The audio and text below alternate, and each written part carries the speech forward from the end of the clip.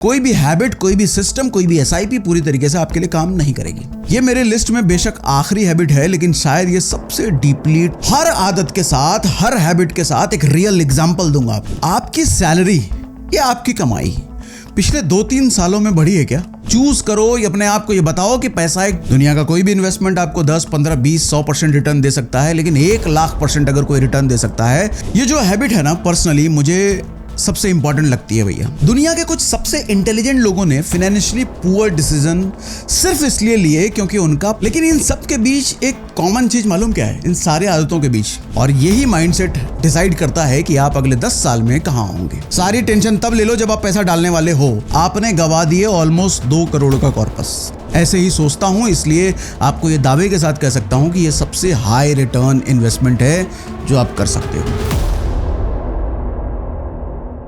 देखो, बात चाहे पैसे कमाने की हो या पैसे से पैसा बनाने की हो, मेहनत दोनों में लगता है।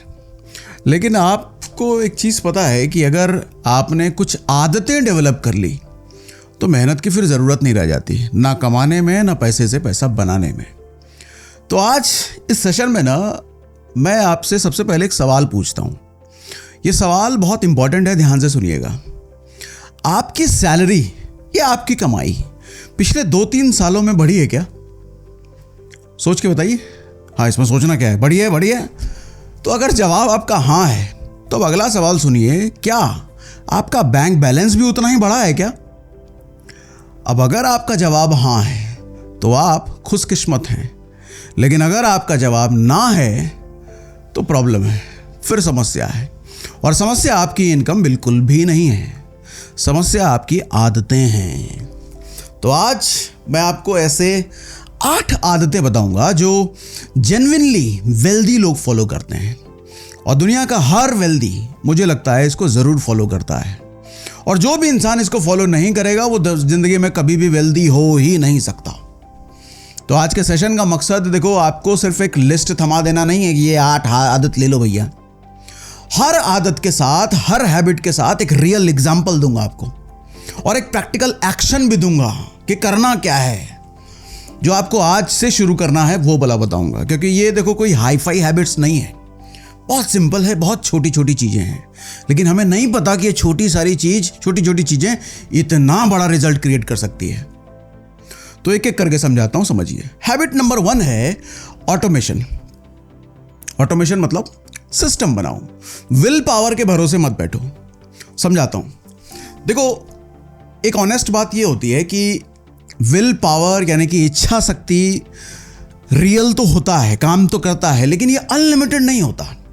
मतलब ये आपके लिए हमेशा काम करेगी ऐसा नहीं हो सकता।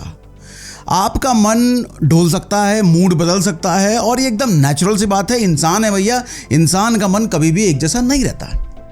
कैसे? बताता हूं। सैलरी आती है, इन्वेस्ट करने का मन करता है, लेकिन फिर वीकेंड आ जाता है और दोस्तों ने कहा जरा मूवी देख लेते हैं, आउटिंग हो जाती है, कहीं घूमने चले गए, कोई गैजेट दिख गया, और वो एसआईपी जो इसी महीने से शुरू होनी थी वो टल जाता है। यार अगले मैनेज कर लेंगे, क्या ही फर्क पड़ जाएगा, टल गया ना।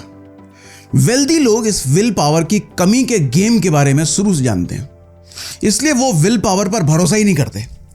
वो सिस्टम बनाते हैं, सिस्टम बना करके आदत। अब इसको मैं एक रियल एग्जांपल से आपको समझाता हूं। फिडेलिटी इन्वेस्टमेंट ने अपने एक स्टडी में पाया कि जिन लोगों ने अपना इन्वेस्टमेंट ऑटोमेट किया, यानी कि सैलरी आते ही पैसा ऑटोमेटिकली कट जाता है, उन्होंने मैन्युअली इन्वेस्ट करने वालों से ऑन एन एवरेज 30% ज़्यादा वेल्थ बनाई। और शायद इसलिए वॉरेन बफे ने भी इसी बीमारी को समझते हुए बहुत पहले ही कह दिया था कि पे योरसेल्फ फर्स्ट। सबसे पहले खुद को पे करो, मतलब सबसे पहले अपने फ्यूचर को सिक्योर करने के लिए पे करो, बाकी सब बाद में।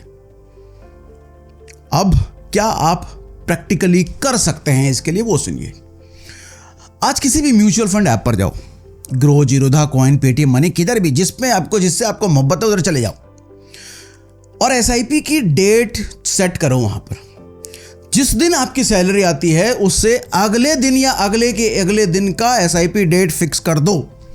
अगर सैलरी 30 तारीख को आती है तो 1 तारीख की एसआईपी डेट होनी चाहिए।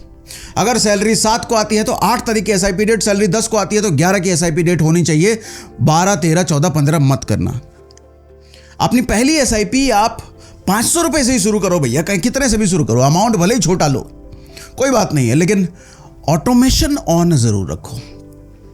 क्योंकि जो सिस्टम एक बार बन गया ना, वो आपकी लेजीनेस और इमोशन दोनों को बाईपास कर देता है।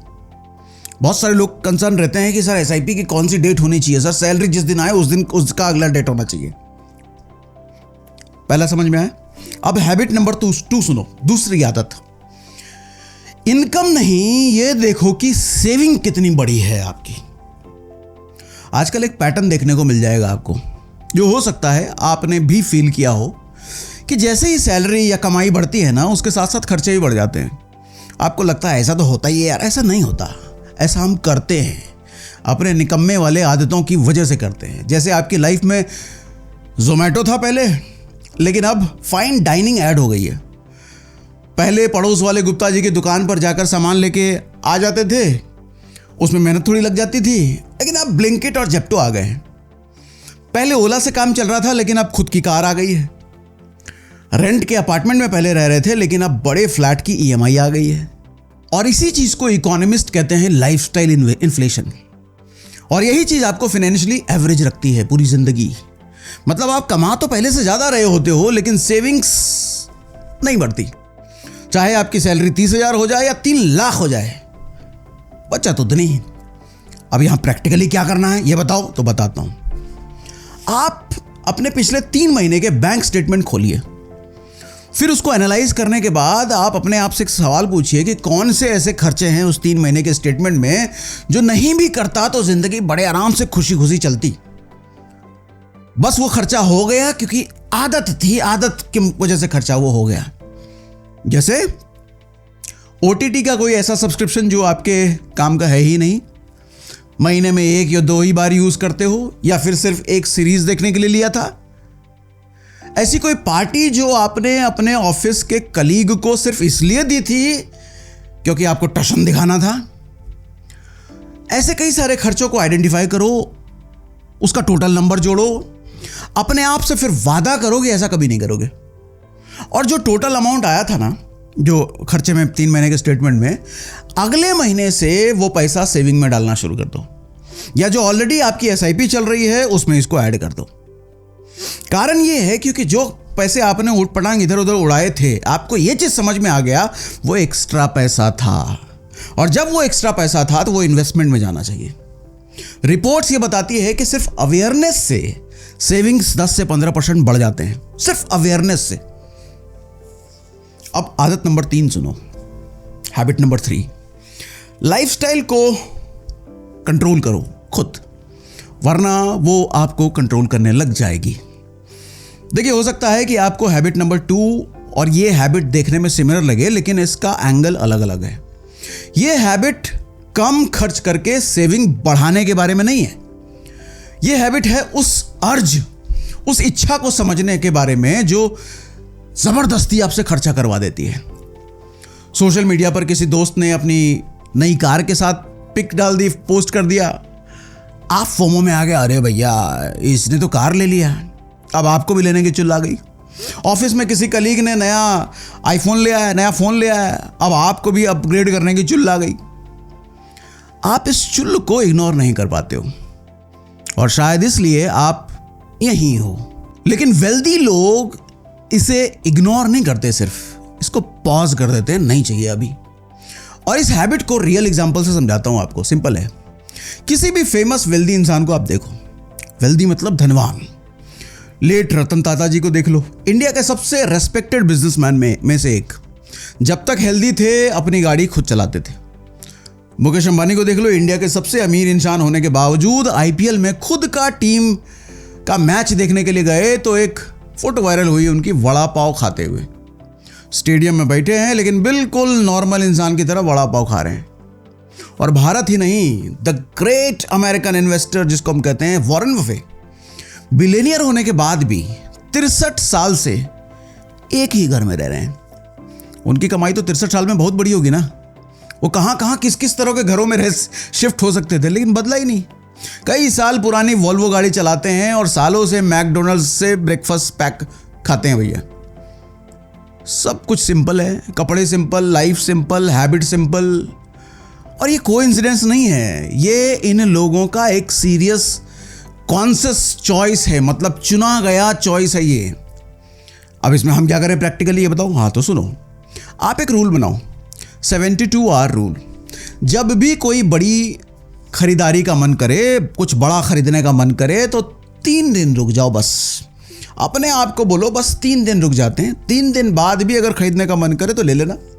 तुरंत ना खरीद के आप अपने दिमाग और अपने आप को समय दे रहे हो ये सोचने के लिए कि जो परचेज करने आप जा रहे हो क्या वो सच में वर्थ इट है, जरूरी है आपके लिए।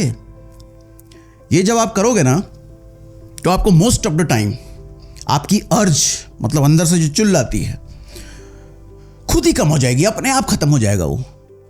लेकिन आप अगर 72 घंटे बाद भी अगर आपको लग रहा है कि खरीदना ही है तो फिर उस पर जरूर सोचो, क्योंकि 72 घंटे तक अगर कोई अर्ज आपके अंदर है तो हो सकता है वो आपकी जरूरत है, वो चुल नहीं है। और ये छोटी सी हैबिट ना आपको इंपल्सिव स्पेंडिंग से बचा लेगी, बार बार बचा लेगी। अब चौथे वाले आदत पे आते हैं, हैबिट नंबर 4 सुनिए। स्कैर्सिटी माइंडसेट छोड़ो, अबंडेंस देखना शुरू करो। मुझे लगता है कि शायद ये सबसे इंपॉर्टेंट हैबिट है, क्योंकि इस पर सबसे कम बात की जाती है। क्या होता है समझाता हूं। देखो, स्कैर्सिटी माइंडसेट कहता है कि पैसा लिमिटेड है, अपॉर्चुनिटीज लिमिटेड हैं, रिस्क मत लो। अबंडेंस माइंडसेट कहता है कि स्किल से इनकम बढ़ती है, अपॉर्चुनिटीज हमेशा ही एग्जिस्ट करती है, लर्न करो, ट्राई करो। और यही माइंडसेट डिसाइड करता है कि आप अगले 10 साल में कहां होंगे। इसको रियल एग्जांपल समझाता हूं। जब इलॉन मस्क का पेपैल बिका था ना, तो इलॉन मस्क को पूरे $180 मिलियन मिले थे। कितने? $180 मिलियन। इलॉन ने क्या किया? रिटायरमेंट के बारे में सोचा। लाइफ सेट हो गया भैया, 180 मिलियन आ गया, ये नहीं सोचा उन्होंने। यहां से जो पैसा मिला उसको उन्होंने एक नहीं बल्कि 3 अलग अलग कंपनीज में इन्वेस्ट किया। स्पेसएक्स में किया, टेस्ला में किया, सोलर सिटी में किया, और सब एक साथ किया। हो सकता है उनके पास के लोग, उनके आसपास के दोस्त यार, करीबी दोस्त ने कहा होगा, अरे तुम सब खोदोगे, सब बेकार हो जाएगा, पैसा डूब जाएगा, पैसा मिला है उसको एफडी कर दो यार। लेकिन इलॉन मस्क ने सोचा कि अगर रिस्क नहीं लिया तो ये हमेशा बस सोचता ही रह जाऊंगा। और आज नतीजा क्या है? इलॉन मस्क दुनिया के सबसे अमीर इंसान है, $800 बिलियन उनकी वेल्थ है। सोचिए 180 मिलियन लेकर के हैप्पी अगर हो जाते, खुश हो जाते, तो कभी भी इस मुकाम पर पहुंच पाते क्या? इसी को अबंडेंस थिंकिंग कहते हैं। तो आप क्या कर सकते हो इसमें? अपने पास ये हैबिट डेवलप करने के लिए आप क्या करोगे समझो। अगर आप जॉब में हो, एक साइड स्किल बिल्ड करना शुरू करो। कुछ भी, कोई भी साइड स्किल, कंटेंट क्रिएशन हो, फ्रीलांसिंग हो, कोई कोर्स हो, खुद पर इन्वेस्ट करना शुरू करो। हर महीने इनकम का 5-10% खुद पर करो। किताबें खरीदो, कोर्सेज खरीदो, मेंटर्स बनाओ, नेटवर्किंग करो, किसी में भी करो भैया, जिससे आप खुद को बेहतर बना पाओ, वहां पर इन्वेस्टमेंट जरूर करो। क्योंकि ये मैं खुद भी करता हूं, ऐसे ही सोचता हूं, इसलिए आपको ये दावे के साथ कह सकता हूं कि ये सबसे हाई रिटर्न इन्वेस्टमेंट है जो आप कर सकते हो। दुनिया का कोई भी इन्वेस्टमेंट आपको 10, 15, 20, 100% रिटर्न दे सकता है, लेकिन 1,00,000% अगर कोई रिटर्न दे सकता है, वो सिर्फ एक आदत, खुद पे किया हुआ इन्वेस्टमेंट। अब हैबिट नंबर 5 सुनिए। 5 साल, 10 साल या 20 साल लॉन्ग टर्म फ्रेम में सोचना शुरू करो। एक मजदूर होता है जो हर रोज का सोचता है आज शाम का क्या होगा। एक सैलरी वाला इंसान, एक मिडिल क्लास इंसान सोचता है कि भैया 30 दिन के बाद क्या होगा। लेकिन एक बिजनेसमैन हमेशा 5 साल, 10 साल, 20 साल के होराइजन में सोचता है। बड़ा आदमी हमेशा दूर का ही सोचता है। सुने होगे ना। एक ईमानदार सवाल पूछता हूं आपसे, एकदम ऑनेस्ट वाला। अपने फ्यूचर के लिए इन्वेस्ट कर रहे हो आप? अगर कर रहे हो तो पिछले 6 महीनों में पोर्टफोलियो कितनी बार चेक किया आपने? और 10 साल बाद ये पोर्टफोलियो कहां होगा, ये कितनी बार सोचा आपने? अगर हर हफ्ते पोर्टफोलियो देख रहे हो और मार्केट गिरने पर डर रहे हो, तो आप शॉर्ट टर्म में फंसे हो, मजदूरी वाली सोच में फंसे हो, रोज ईंटा ढोने वाली सोच में आप फंसे हो भैया। इन्वेस्टमेंट में आपकी सोच, आपका विजन हमेशा लॉन्ग टर्म होना चाहिए। समझाता हूं एग्जांपल से।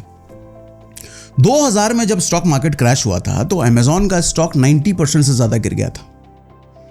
तब बहुत लोगों ने घबरा कर इसको बेच दिया, लेकिन उस वक्त क्योंकि वो लोग लॉन्ग टर्म की सोच रहे थे और उन्होंने होल्ड कर लिया, कुछ लोग उस समय अगर किसी $1000 के शेयर खरीदे होते किसी ने, तो उसकी वैल्यू आज करीब 6 से 7 लाख डॉलर, मतलब 7 करोड़ रुपए हो चुकी होती। और इसी को कंपाउंडिंग कहते हैं। लेकिन यह सिर्फ तब होता है जब आप पेशेंस रखते हो, जब आप लॉन्ग टर्म सोचते हो, जब आप 5 साल 10 साल 20 साल का सोचते हो, रोज अपना पोर्टफोलियो खोल के नहीं देखते। तो प्रैक्टिकली यहां पे आपको क्या करना है, अब ये सुनो, सिंपल रूल है। जो पैसा लॉन्ग टर्म के लिए इन्वेस्ट किया है उसे कम से कम 5 साल तक टच नहीं करना, देखना नहीं है। पोर्टफोलियो हर रोज, हर हफ्ते या हर महीने नहीं देखना है। क्वार्टरली देखो, जनवरी में देख लिया तब सीधा अप्रैल में देखना है बीच में नहीं, खोलना ही नहीं है। और जब भी मार्केट गिरे पैनिक नहीं होना है, टेंशन में नहीं आना आप तो मेरा पैसे का क्या होगा। टेंशन अगर होना था तो तब होना था जब आप पैसा इन्वेस्ट करने वाले थे। सारी टेंशन तब ले लो जब आप पैसा डालने वाले हो। पैसा डाल देने के बाद टेंशन का रोल नहीं है, खत्म। फिर आप टेंशन फ्री होकर बैठो। अपना इन्वेस्टमेंट गोल लिख करके रखो भैया, ताकि आप जब पैनिक फील हो तो लिखा हुआ गोल आपके सामने हो। गोल याद रहेगा तो पैनिक अपने आप कम हो जाएगा। अब आदत नंबर 6 सुनिए, हैबिट नंबर 6। 25 से 35 के 20 साल के, नहीं 25 से 35 के जो 20 साल के लोग हैं, मतलब 25 से 35 के बीच के जो लोग हैं, वो गोल्डन ईयर में जी रहे हैं। क्यों? ये जो हैबिट है ना, पर्सनली मुझे सबसे इंपॉर्टेंट लगती है भैया, ये गोल्डन ईयर्स वाली। क्यों? जब आप 25 से 35 के बीच में होते हो तो आपके पेरेंट्स अभी हेल्दी होते हैं, अभी जिम्मेदारियां कम होती है और रिस्क लेने की ताकत, क्षमता, कैपेसिटी ज़्यादा होती है। और आपकी सोच कंपाउंडिंग से वेल्थ बनाने की है, तो इस समय कंपाउंडिंग के लिए आपके पास सबसे ज़्यादा साल बाकी होते हैं। और ये विंडो सबकी लाइफ में सिर्फ एक बार आती है। इसको मैं प्योर मैथ और कैलकुलेशन से समझाता हूं, आपको ध्यान से समझिएगा, आपको समझने में आसानी होगी। मान लीजिए कि आप 60 साल की उम्र तक रिटायर होने का सोच रहे हो और जब तक आप नौकरी कर रहे हो तब तक इन्वेस्टमेंट करोगे, जो एक नॉर्मल सा तरीका होता भी है। अब इसका मैथ समझो आप। अगर आपने 5,000 रुपये मंथली इन्वेस्ट करते हो आप, और 25 साल की उम्र से आपने शुरू कर दिया है, तो आपको 12% रिटर्न मिल रहा है, ये भी मान लो, तो 35 साल बाद आपका कॉर्पस हो जाएगा लगभग 3.25 करोड़ के आसपास। तो 60 साल की उम्र में आपके पास 21 लाख का जो इन्वेस्टमेंट आपने किया था वो बन चुका होगा कितना?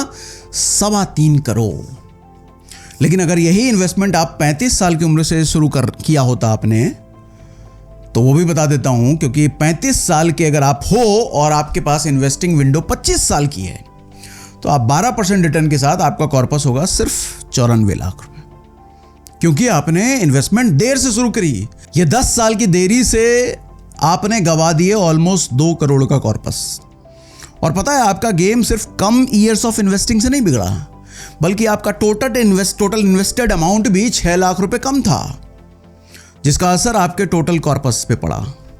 तो करना क्या है भैया यहाँ पे?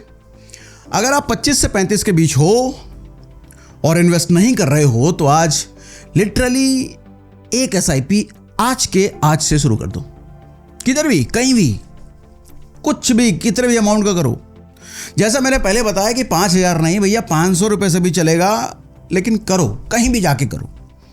हैबिट बनाना इंपॉर्टेंट है, अमाउंट तो बाद में बढ़ भी जाएगा, बढ़ा लेंगे, लेकिन आज करना, कहीं से भी करना। हैबिट नंबर अब 7 पे आता हूं। रिएक्ट मत करो, रिस्पॉन्ड करो। ये तो बहुत पुरानी है, बहुत सुना है ये। आज नए तरीके से समझाता हूं पैसे के टर्म्स में। देखिए, ये हैबिट बहुत अच्छी है और इस हैबिट के बारे में मैंने पढ़ा था, एक किताब, ऑथर हैं डैनियल कैमेन की बुक है उनकी, थिंकिंग फास्ट एंड स्लो से। इसमें उन्होंने 2 सिस्टम, मतलब 2 वे ऑफ थिंकिंग बताया है। यानी कि आपके सोचने का प्रोसेस क्या है उसके बारे में बात करते हैं ये, जिसमें ये सिस्टम बताते हैं। सिस्टम 1 थिंकिंग क्या कहता है कि तेज इमोशनल ऑटोमेटिक, मतलब स्टॉक गिरा पैनिक में बेच दो, हॉट टिप मिल गई कहीं से बिना सोचे इन्वेस्ट कर दो। अब सिस्टम 2 थिंकिंग क्या कहती है, स्लो एनालिटिकल डिलिबरेट, यानी कि पहले डेटा देखो, लॉजिक अप्लाई करो, तब जाके डिसीजन लो। आप कौन सा सिस्टम अप्लाई करते हो? यही सबसे ज्यादा फर्क डालता है। यही सबसे ज्यादा फर्क डालता है कि फाइनेंशियली आप कितने सक्सेसफुल हैं और कितने होगे भैया, लॉन्ग टर्म में आप कितनी वेल्थ बना पाओगे।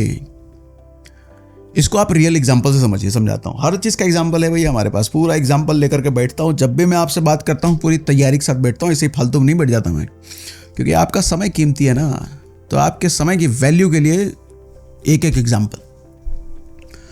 2020 में कोविड क्रैश आया था, निफ्टी 40% से ज्यादा गिर गया था। अब सिस्टम 1 थिंकर ने क्या सोचा होगा, सब बेच दिया होगा। लेकिन सिस्टम 2 थिंकर ने क्या एनालाइज किया होगा, समझा होगा कि इकोनॉमी फंडामेंटली बर्बाद नहीं हुई है और ये पाया होगा कि एक टेम्पररी शॉक है ये। फिर उन्होंने क्या किया होगा, उन्होंने और खरीदा होगा और अगले 18 महीनों में निफ्टी ने ऑल टाइम हाई टच कर लिया। जिसने बेचा उसको डबल ट्रिपल नुकसान और जितने खरीदा उसको डबल ट्रिपल का फायदा। तो प्रैक्टिकली आप क्या कर सकते हो इसमें, जब भी कोई फाइनेंशियल डिसीजन लेना हो एक कागज पर लिख लो कि मैं ये डिसीजन क्यों ले रहा हूं।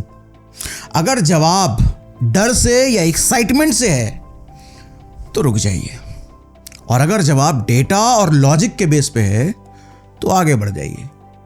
देखो, जब आप कोई फैसला लेने से पहले ये लिखते हो ना, तो अक्सर ऑटोमेटिकली आपका दिमाग सिस्टम 2 को ही फॉलो करेगा। आप करके देख लेना, यानी एनालाइज मोड में चला जाएगा।